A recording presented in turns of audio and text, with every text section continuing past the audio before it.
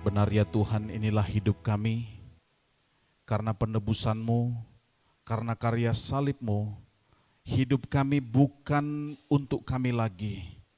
Kami bukan lagi hidup hanya untuk menyenangkan hati kami, tapi menjadi persembahan yang hidup, menjadi persembahan yang kami berikan bagi Engkau. Maka biarlah Tuhan hidup kami senantiasa menyenangkan hati Tuhan. Dan hari ini melalui perenungan firman Tuhan, biarlah kami kembali di bawah, memahami betapa dalamnya karya-Mu itu, yang memampukan kami juga berkarya bagi Tuhan. Berkatilah kami Bapa dalam perenungan pada pagi hari ini. Berkati firman-Mu, urapi hamba-Mu yang terbatas ini, sehingga setiap apa yang disampaikan benar menjadi berkat bagi kami semua. Layakkan hamba-Mu Tuhan untuk berbicara akan firman Tuhan. Di dalam nama Yesus Tuhan kami berdoa. Amin. Shalom Bapak Ibu. Puji nama Tuhan. Hari ini bagi saya secara pribadi adalah satu pengalaman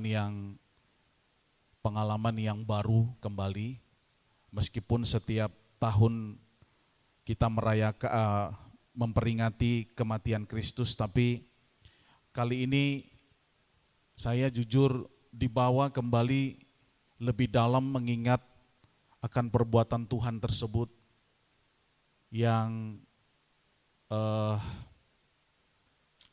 tidak bisa dibalas, tidak bisa dinilai, tidak bisa dihitung, tidak bisa dibayar oleh apapun. Karena sebetulnya Dialah yang sudah berbuat, bukan kita. Karena sebetulnya Dialah yang sudah melakukan yang terbaik itu. Kita tidak bisa buat apa-apa. Maka Bapak Ibu Saudara yang terkasih, saya mau mengajak kita merenungkan satu bagian dari 2 Korintus pasal yang kelima.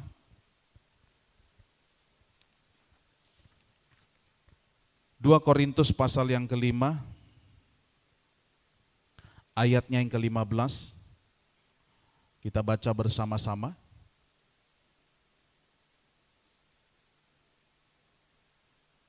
Dua Korintus pasal yang kelima, ayatnya yang ke-15. 2, 3, ya. Dan Kristus telah mati untuk semua orang, supaya mereka yang hidup tidak lagi hidup untuk dirinya sendiri, tetapi untuk Dia yang telah mati dan telah dibangkitkan untuk mereka. Sekali lagi saya baca, dan Kristus telah mati untuk semua orang, supaya mereka yang hidup tidak lagi hidup untuk dirinya sendiri, tetapi untuk Dia yang telah mati dan telah dibangkitkan untuk mereka. Nah, Bapak Ibu Saudaraku yang terkasih, sekali lagi saya mau katakan bahwa semua orang percaya, semua orang yang sudah menerima Yesus, mau tidak mau, terima atau tidak terima, konsep ini adalah prinsip dalam hidup kita. Orang percaya, orang Kristen, mau tidak mau, sesusah apapun menjalaninya, sesulit apapun melakukannya, ini adalah prinsip yang tidak bisa ditawar-tawar. Bahwa saya hidup hari ini semata-mata karena Yesus berikan hidupnya buat saya. Maka tema ini sangat-sangat dalam sekali. Tuhan berikan hidupnya agar kita beroleh hidup. Amin. Amin Bapak Ibu. Ya, Tuhan berikan hidupnya agar kita beroleh hidup. Saya tidak bisa bayangkan kalau seandainya apa yang dilakukan oleh Petrus untuk menghalang-halangi Yesus mati itu terjadi. Meskipun itu tidak mungkin terjadi. Sampai-sampai Yesus menghardik dia dan mengatakan, "Enyah iblis, kamu mikirkan apa yang kamu pikirkan, tapi Allah mikirkan kamu." Maka sesungguhnya yang dilakukan Yesus itu tuh murni buat kita. Yang sesungguhnya Tuhan Yesus lakukan itu bukan untuk hal-hal yang lain. Bahkan jeleknya saya mau katakan, Yesus itu bukan mati kebetulan. Bukan semata-mata itu karena demonstrasi besar-besaran yang terjadi pada masa itu, Bapak Ibu, bukan. Bukan. Tapi dalam tanda kutip skenario yang Tuhan buat, dalam rancangan agungnya, memang dia harus mengalami itu sebagai manusia, agar setiap orang yang percaya kepadanya itu beroleh hidup yang kekal. Jadi kalau tema ini Tuhan berikan hidupnya agar kita beroleh hidup, bukanlah hidup sekarang Bapak Ibu. Dia mati, dia serahkan hidupnya, bukan kita hidup saat ini. Tapi pekerjaan dia di kayu salib itu selesaikan dosa kita, amin enggak? Selesaikan dosa kita, dan ini serius. Karena kalau dosa tidak selesai, neraka kita. Neraka. Bapak Ibu pernah bayangkan neraka? Anak-anak sekarang kalau ditanya neraka, ih gimana ya neraka gitu. Agak dibikin lucu-lucunya. Ngeri. Orang yang bermain-main dengan dosanya adalah orang yang tidak pernah mencoba membayangkan betapa ngerinya hidup dalam neraka itu. Tapi Yesus selesaikan itu lewat kematiannya. Maka dia mati supaya kita masuk surga. Amin ya. Amin Bapak Ibu. Dia mati supaya kita masuk surga. Bukan hanya supaya kita bisa nafas saat ini. Enggak, itu berkat lah. Itu berkat lain, berkat tambahan. Tapi yang betul adalah dia mati supaya kita hidup. Maka kematian Yesus itu adalah kematian yang menggantikan. Kematian yang bersifat penggantian, substitusi. Harusnya kita yang mati, tapi digantikan oleh dia. Enggak ada alasan lain selain dia sayang kepada kita. Betul enggak Bapak Ibu? Seorang bapak tidak akan mungkin mau berkorban buat anaknya kalau bukan karena sayang kepada anaknya. Enggak mungkin itu. Seorang ayah enggak mungkin mau berkorban buat anaknya dan kasih yang terbaik buat anaknya kalau bukan karena sayang. Kalau enggak sayang, dia biarkan anaknya mati. Dia biarkan anaknya kekurangan, dia biarkan anaknya menderita. Itu karena enggak sayang. Dan betapa banyaknya ayah-ayah seperti itu juga zaman sekarang gitu. Ya. Ya hanya satu alasannya, enggak sayang, enggak mengasihi. Maka Yesus menggantikan kita mati karena memang dia mengasihi kita. Maka dalam 2 Korintus pasal 15 itu jelas, Kristus telah mati untuk semua orang. Untuk semua orang Bapak Ibu. Bukan hanya kita yang dalam gereja ini, tapi semua manusia di dunia ini, dia mati untuk mereka. Hanya sayangnya tidak semua orang meresponi kematian itu. Tidak semua orang percaya kepadanya, termasuk kerumunan demonstrasi yang ada di sekitar penyaliban. Hanya sebagian kecil di antara mereka pada waktu itu ketika gempa bumi terjadi, baru mereka tersadar. Tapi secara umum mereka dengan pongah, dengan bangga, mencaci, meludahi, mengejek, bahkan turut serta memukul Yesus. Tadi malam STT Trinity di Parapat, mereka putar film The Passion of the Christ di Pantai Bebas Parapat. Itu di Videotron yang gede itu. Jadi masyarakat secara luas datang, mereka nonton. Dalam Postingan mereka saya lihat banyak yang menangis.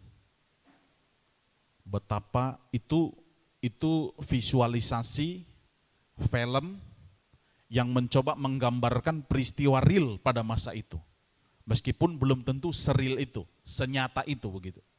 Dan sekarang masih ada beberapa film lain yang coba dirilis untuk membuat sedekat mungkin peristiwa itu nyata, seperti apa jadinya pada waktu itu.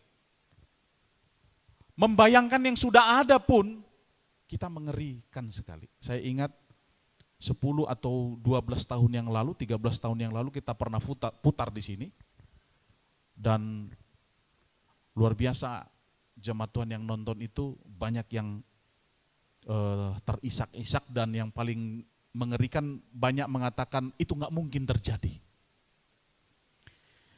Itu mengerikan sekali, karena mengerikannya dia bilang ini penyiksaan, ini penganiayaan, nggak mungkin seperti ini. Nah, itu karena nggak beriman.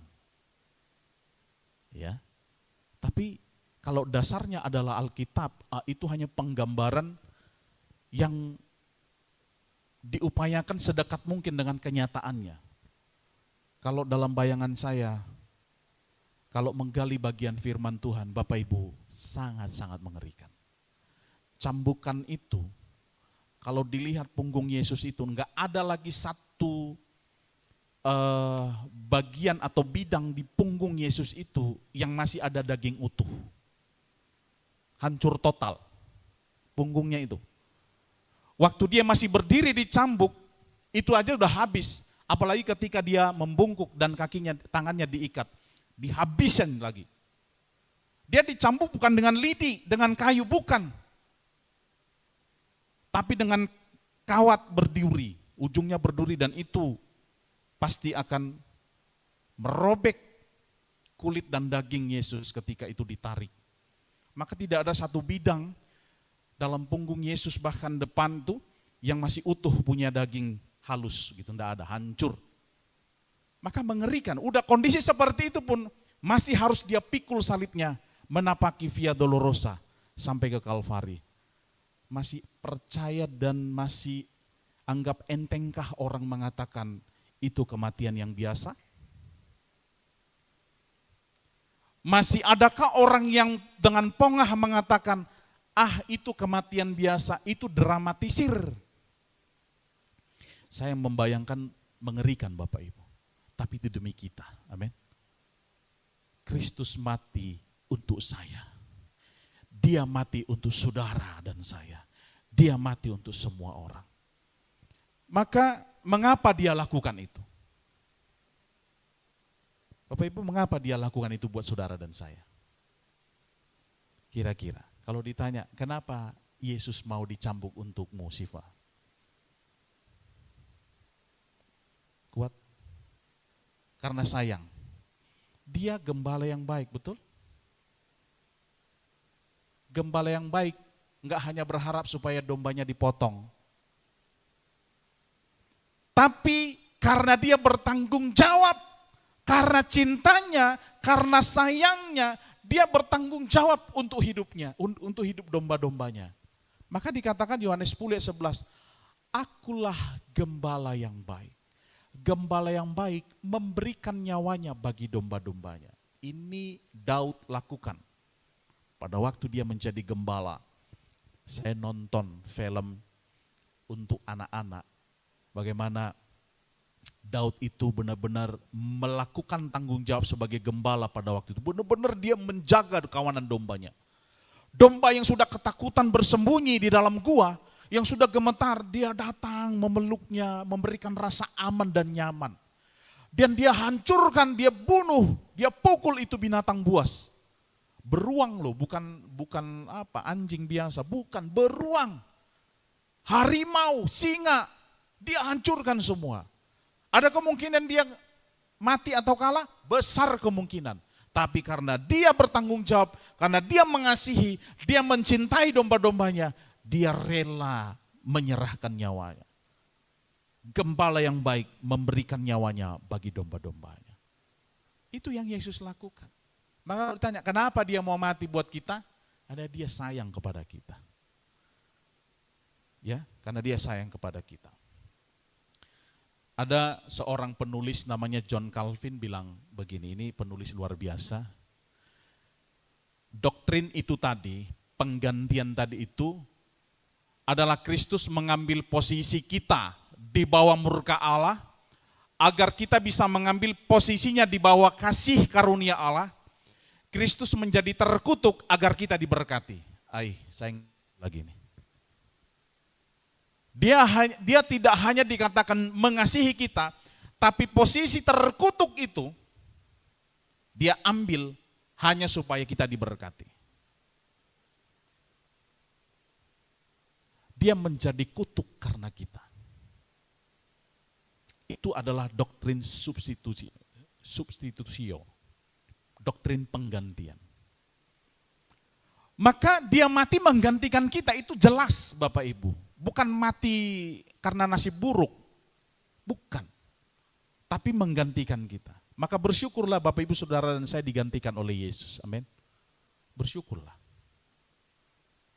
Saya kalau dalam perenungan pribadi, ketika saya dalam persiapan, saya renung-renungkan bagian ini, Tuhan terima kasih. Kalau enggak kau lakukan semua itu, akulah yang habis. Akulah yang binasa. Tapi Engkau kerjakan itu begitu sempurna, aku hanya bisa bersyukur kepadamu. Yaitu yang mengerjakan, itu yang membuat supaya kita semakin cinta akan dia. Amin. Cinta akan dia. Ya. Lalu yang berikut, kenapa dia mati? Ada tujuannya Bapak Ibu. Ya, tujuan pengorbanan Yesus itu adalah sebenarnya di dalam ayat ini jelas. Yesus katakan apa? Paulus katakan apa? Dan Kristus telah mati untuk semua orang supaya apa? Mereka yang hidup tidak lagi hidup untuk dirinya sendiri. Nah, ini dia.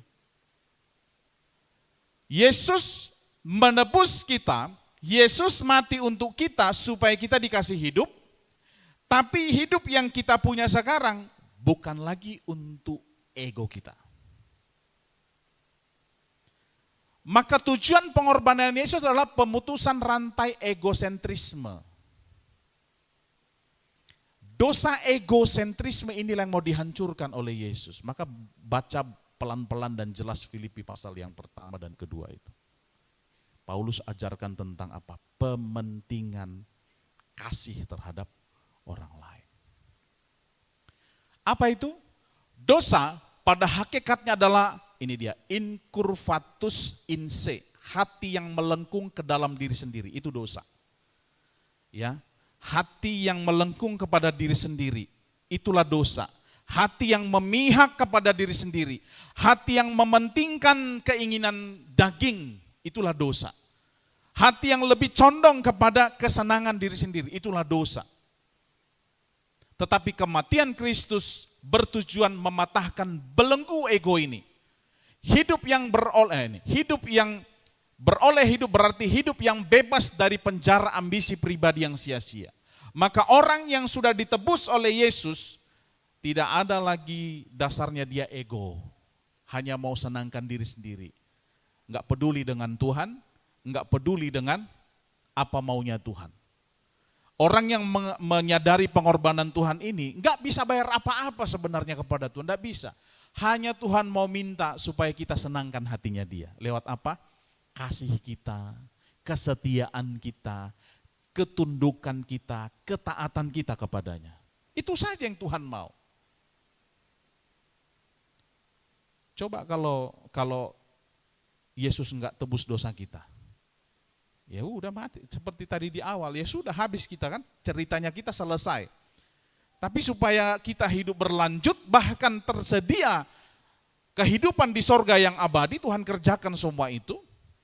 Maka selama kita ada di bumi, kita harus benar-benar mengasihi Tuhan. Kita harus setia kepada Tuhan. Galatia, tadi lagu kita itu luar biasa. Galatia 2:20 bilang, namun aku hidup, tetapi bukan lagi aku sendiri yang hidup, melainkan Kristus yang hidup di dalam aku. Luar biasa Paulus ini Bapak Ibu. Paulus inilah pribadi yang benar-benar mengerti arti ditebus oleh Tuhan. Dalam peristiwa perjumpaan pribadinya dengan Kristus dalam perjalanan di Damsyik, itulah yang mengubah cara pandangnya. Maka ketika dia sudah bertobat di situ, seluruh hidupnya sampai dia mati, yang sejarah mencatat bukan justru semakin enak, bukan justru semakin baik-baik dan aman-aman saja, tapi sejarah membuktikan justru dia semakin menyala-nyala buat Tuhan.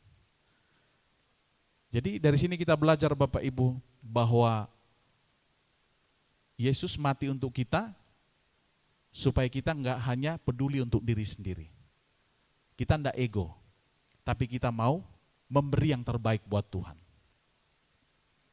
Terlepas dari apa pergumulannya, ya, terlepas dari apa kesulitannya, tapi cinta Tuhan itu mutlak. Karena kita nggak bisa bayar apa yang sudah Tuhan buat. Amin, Bapak Ibu. Ya, orang yang menyadari betapa dia sungguh betapa Tuhan mengasihi dia, ya dia berapi-api buat Tuhan. Berapi-api, menyala-nyala buat Tuhan. Saya jujur mau katakan Bapak Ibu, selain itu nggak ada yang Tuhan mau minta dari kita. Dia enggak minta kan, Sarah, karena engkau sudah ketebus, tiap bulan kau kasih. Nggak ada Tuhan minta begitu, betul? Nggak ada. Ya, Siva, karena engkau sudah kutebus dosamu, maka setiap minggu kau harus bayar 1 ekor domba. Enggak ada. Yang dia bilang apa? Karena engkau sudah kutebus, maka hidupmu untuk aku. Waktumu harus prioritaskan buat aku. Kita hendak berikan yang sisa-sisa buat Tuhan. Kita hendak berikan yang yang sekedar-sekedar buat Tuhan. Harus all out. Dan saya menyaksikan Bapak Ibu, ketika seseorang tuh all out buat Tuhan, berikan yang terbaik buat Tuhan, Tuhan di pihaknya. Tuhan di pihaknya. Tuhan tolong dia. Ada kesulitan? Pasti. Ada tantangan? Pasti. Tapi karena Tuhan berjalan bersama dengan dia, ada kekuatan bagi dia untuk melangkah. Itu dia. Ya kan? Itu kan? Betul ya Bapak Ibu? Betul. Saya mau tanya, 3 bulan, 4 bulan, 5 bulan, kita mengalami satu saja pergumulan yang sama. Kemarau panjang. Toh? Kan gak hanya di Lumban Sinaga kemarau kan? Enggak lah. Seluruh Samosir bahkan Siantar pun saya tanya kemarau panjang. Artinya semua mengalami pergumulan yang sama ini. Sampai Namboru-Borgul pun bergumul dengan air kan. Tolong dulu telepon pemerintah gitu ya. Gitu. Semua bergumul, tapi pertanyaannya bagaimana kita menilai Tuhan tetap setia kepada kita? Itu tergantung sejauh mana kita yakin ada dia di samping kita. Ini dia. Bapak Ibu, iman itu membuktikan sejauh mana kita kuat hadapi pergumulan. Saya juga hadapi kemarau kok. Saya juga hadapi masalah, saya hadapi kesulitan. Tapi saya tahu Tuhan saya setia untuk pelihara saya. Itu dia. Tuhan kita setia untuk jaga hidup kita. Maka kalau Yesus mati, itu bukan hanya mati biasa-biasa saja, tapi itu mau hancurkan rantai egonya kita. Ya, hati yang melengkung untuk diri sendiri tadi diubah menjadi hati yang mau menyenangkan hati Tuhan. Namun aku hidup, tetapi bukan lagi aku sendiri yang hidup, melainkan Kristus yang hidup di dalam aku. Maka kalau kita sudah sadari Yesus mati untuk kita, semakinlah kita berapi-api buat mengasihi dan mencintai Tuhan. Siapapun orang yang Tuhan izinkan untuk kita layani, kita kasihi, kita mengasihinya karena kita mengasihi Tuhan. Ya, kita mengasihi orang lain itu karena kita mengasihi Tuhan. Siapapun.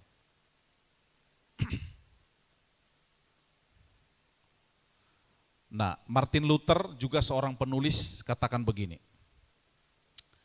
Kebebasan Kristen itu adalah dibebaskan dari keharusan menyelamatkan diri sendiri melalui perbuatan baik, tuntutan hukum Taurat, dan lain sebagainya. Sehingga kita bebas untuk benar-benar mengasihi sesama tanpa motif tersembunyi. Inilah sebenarnya tujuan dari pemutusan rantai egosentris tadi itu, bahwa semua orang yang sudah ditebus oleh Yesus itu secara mutlak harus dia itu mengasihi orang lain itu karena memang benar-benar mengasihi Tuhan. Itu tadi maksud saya. Ya, lanjut bahwa ada yang ketiga, setelah kita ditebus Yesus, kita digantikan oleh Yesus, kita tidak ego lagi, maka ada orientasi hidup baru, ada arah hidup baru yang kita hidupi, yang kita jalani dalam hidup ini. Apa itu? Hidup yang berpusat pada Kristus. Dikatakan dalam ayat 15 tadi, supaya mereka yang hidup tidak lagi hidup untuk dirinya sendiri, tetapi untuk Dia yang telah mati dan telah dibangkitkan untuk mereka. Orientasi hidup kita adalah hidup yang berpusat pada Kristus. Ya, dikatakan dalam bagian ini, hidup yang kita terima adalah hidup kebangkitan. Karena Dia bangkit, hidup kita sekarang memiliki tujuan kekal. Kita tidak lagi digerakkan oleh ketakutan akan maut, melainkan oleh kasih kepada Dia yang telah memberikan segalanya. Ya. Jadi kita menjalani hidup di dunia ini karena kita yakin bahwa Dia mengasihi kita, memberi yang terbaik dalam kehidupan kita, bukan lagi yang asal-asalan. Roma pasal 14 ayat 8 bilang begini, sebab jika kita hidup untuk Tuhan, dan jika kita mati untuk Tuhan. Wow. Jadi kalau kita hidup untuk Tuhan, kita mati untuk Tuhan. Itu Paulus kerjakan, betul? Maka dalam Filipi dia katakan apa?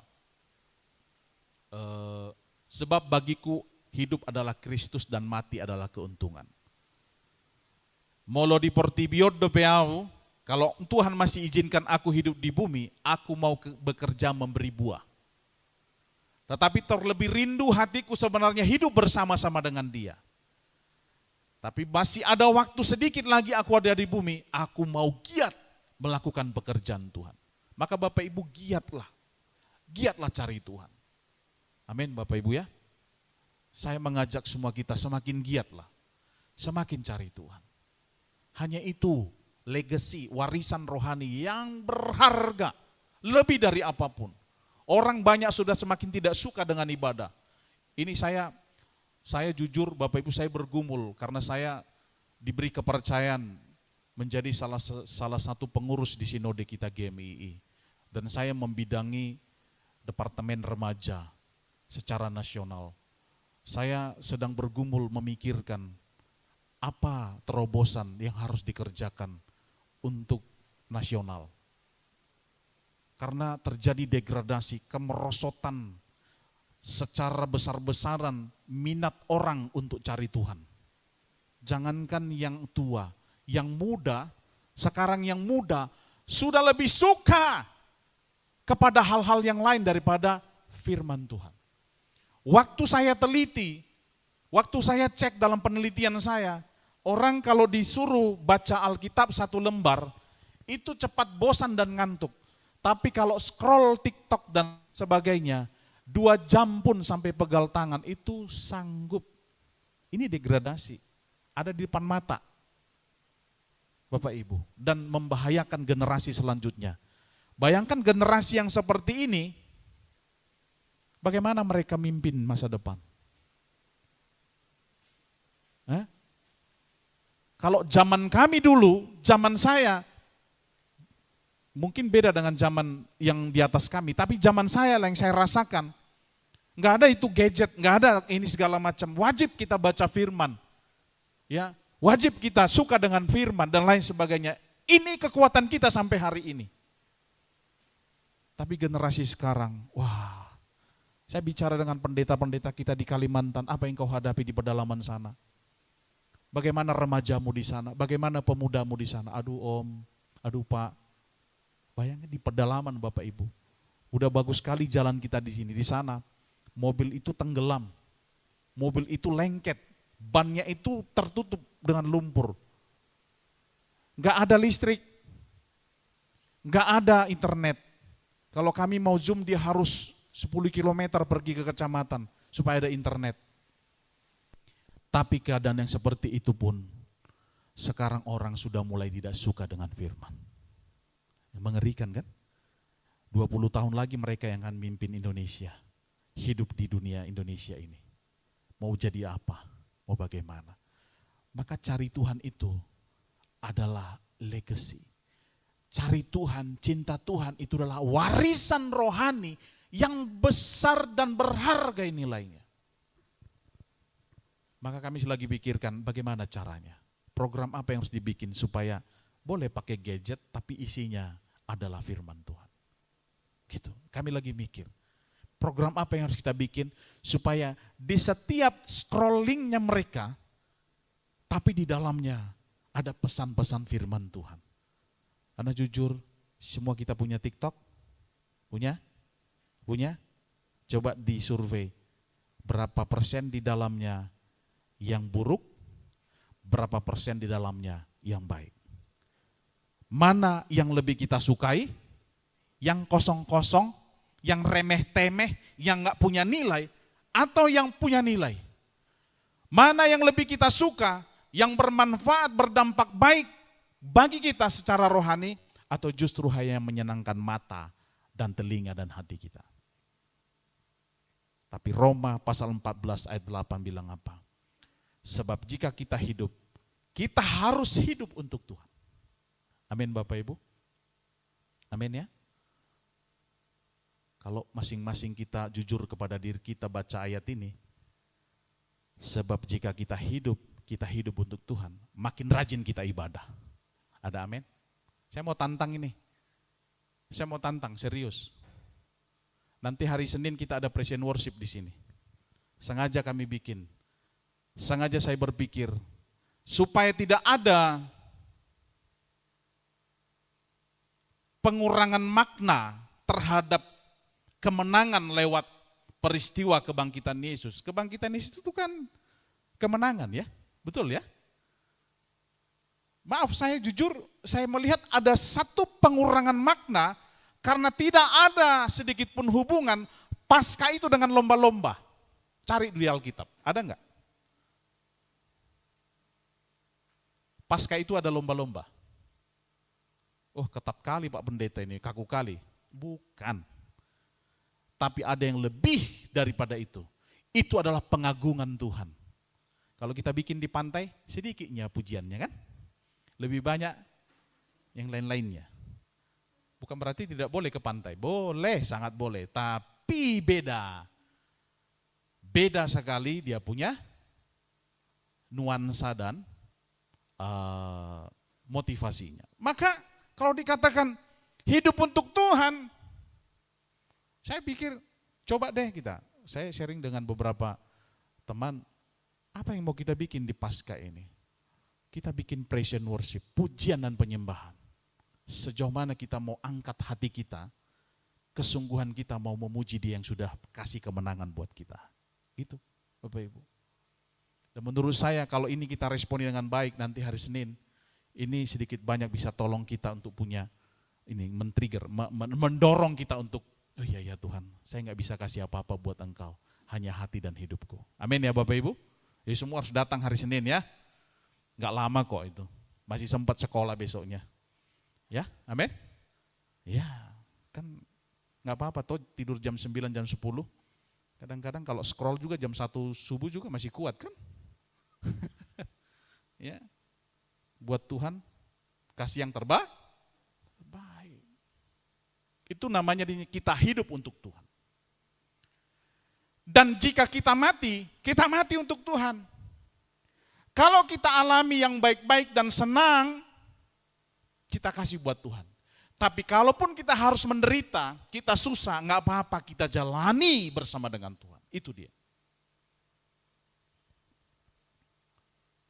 Maka apa yang dialami oleh Ayub itu Bapak Ibu saya luar biasa. Minggu lalu kami cerita tentang Ayub di sekolah minggu. Di Persagem.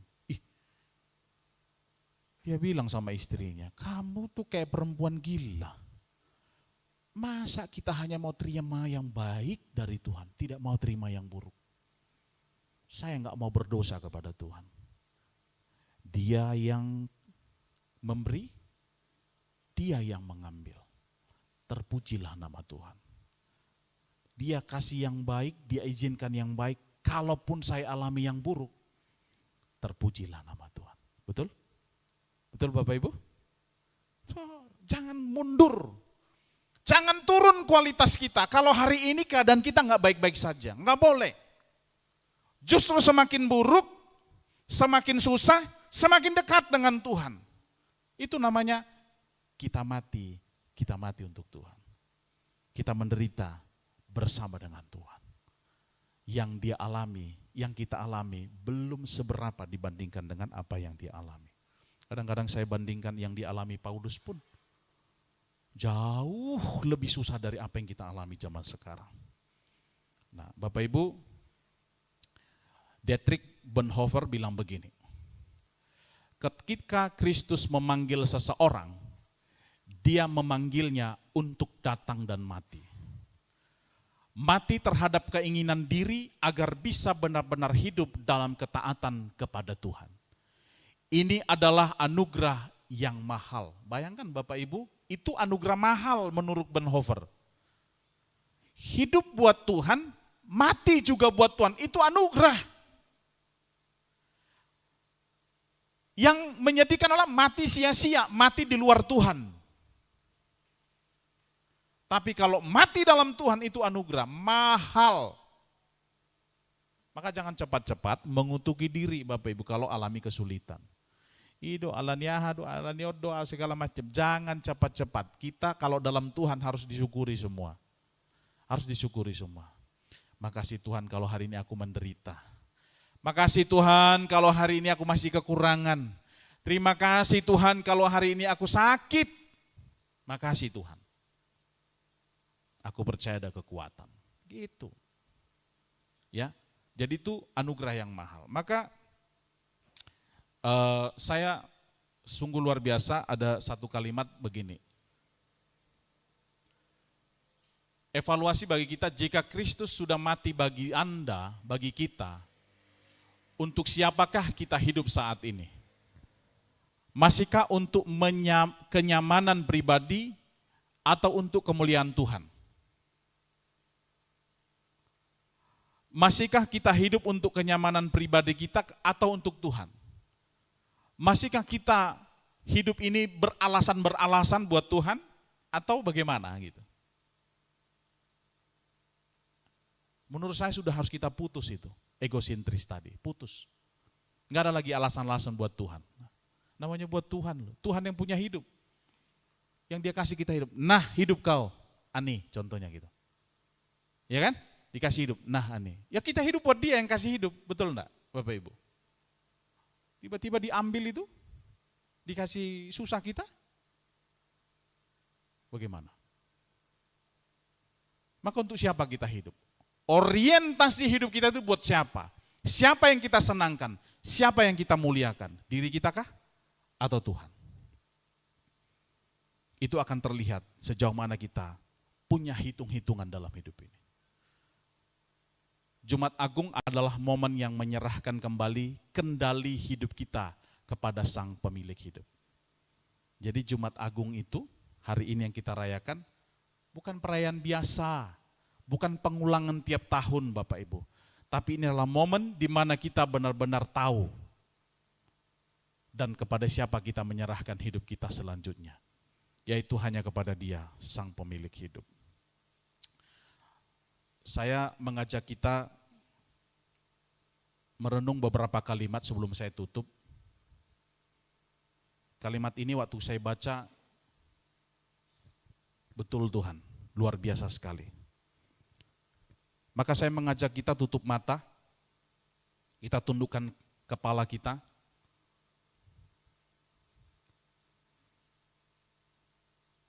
Dengan hati yang tertuju kepada Tuhan, kita menghayatinya begini. Mari kita heningkan sejenak bisingnya dunia di luar sana. Mari kita tanggalkan sejenak segala atribut,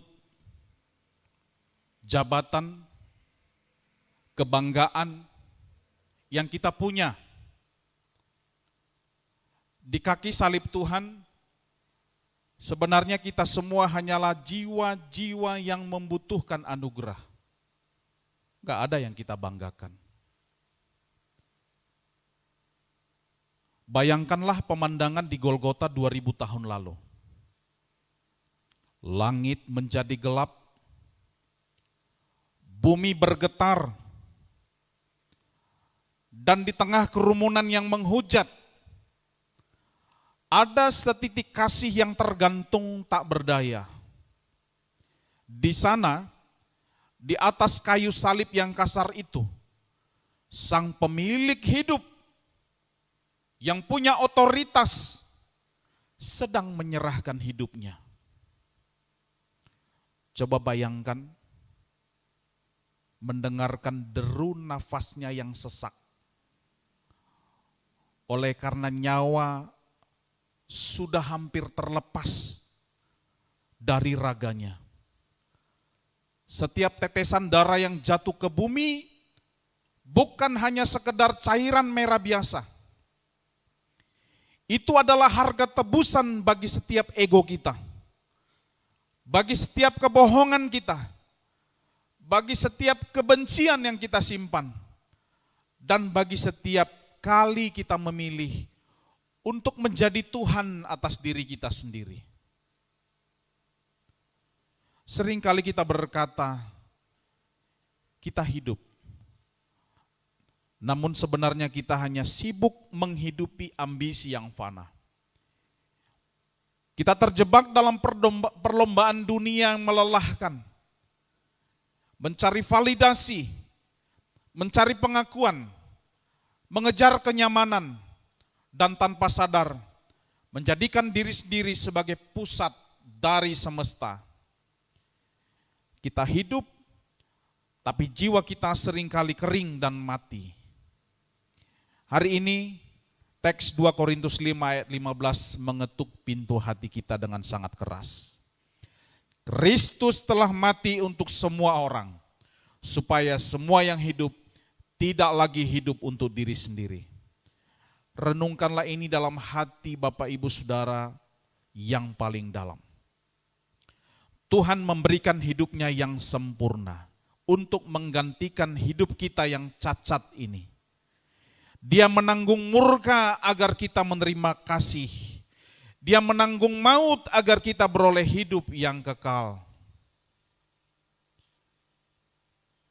Jika Dia telah memberikan segalanya, jika Dia telah mengosongkan dirinya hingga titik darah terakhir, layakkah kita tetap hidup hanya untuk memuaskan keinginan diri sendiri? Sampai kapan kita akan terus memakunya kembali dengan kekerasan hati kita? Sampai kapan kita akan terus mencari kepuasan di luar Dia? Jumat Agung adalah momen kematian bagi cara hidup kita yang lama. Hari ini biarlah kesombongan kita mati di kaki salib Tuhan. Biarlah dendam kita terkubur bersama kematiannya. Dan biarlah hidup yang kita jalani mulai besok pagi bukan lagi tentang aku, bukan lagi tentang milikku, dan bukan lagi tentang kemauanku. Mari kita berbisik di dalam hati kepadanya, Tuhan terima kasih. Terima kasih karena Engkau tidak membiarkan aku mati dalam kesia-siaanku. Terima kasih karena Engkau memberikan hidupmu yang berharga untuk menebus hidupku yang hina ini. Mulai saat ini ya Tuhan, aku tidak mau lagi hidup untuk diriku sendiri. Aku ingin hidup untuk-Mu. Dia yang telah mati dan telah bangkit bagiku. Biarlah setiap detak jantungku, setiap langkah kakiku, dan setiap kata yang keluar dari mulutku menjadi dupa yang harum bagi kemuliaan nama-Mu. Sebab hidupku bukan lagi milikku, hidupku adalah milik-Mu sepenuhnya. Mari kita berdoa. Terpujilah Tuhan, Di waktu ini kami dibawa secara mendalam memahami betapa apa yang Tuhan buat bagi kami adalah untuk kebaikan kami, adalah untuk supaya kami hidup bagimu, supaya kami mati bagi dosa dan hidup bagi Tuhan, supaya kami tidak hanya menyenangkan diri kami, memuaskan ego kami, tapi kami melayani Engkau, memberi yang terbaik bagi Engkau. Kami bersyukur ya Tuhan, jika hari ini Tuhan ajar kami untuk melakukan bagian ini. Tolong kami semua Tuhan, karena kami butuh anugerah, kami butuh pertolongan, kami butuh Roh Kudus memampukan kami untuk melakukan ini. Sehingga ada janji dalam hati kami, ada tekad dalam diri kami untuk tidak lagi hidup dalam ego, hidup untuk diri sendiri, tapi hidup untuk Tuhan. Sebagaimana Paulus katakan, jika aku hidup bagi Kristus, mati adalah keuntungan. Sebagaimana dikatakan Paulus, bahwa jika kita hidup adalah hidup untuk Tuhan, dan jika mati untuk Tuhan. Itu menjadi tekad kami bersama, mulai hari ini, ajar kami setia kepadamu. Terpujilah Tuhan Yesus yang baik, hamba-Mu sudah selesai berbicara, dan biarlah kami menjadi pelaku firman, dan bukan hanya pendengar saja. Terima kasih Bapa, terpuji-pujilah Tuhan. Di dalam nama Yesus Tuhan kami berdoa dan bersyukur, haleluya. Amin.